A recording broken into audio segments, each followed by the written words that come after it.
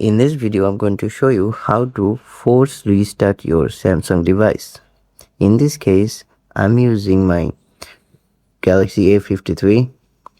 So let's get started. Now, let's pretend your display is not working. So you need to forcefully restart your device. For that, press and hold your power button and the volume down button together. Now, press it. Hold on to it, keep holding.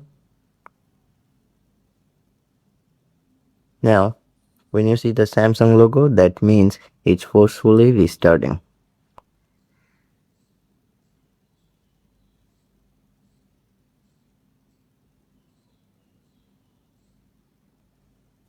So that's how you forcefully restart your Samsung device. Now this works on any Galaxy device. Thank you for watching.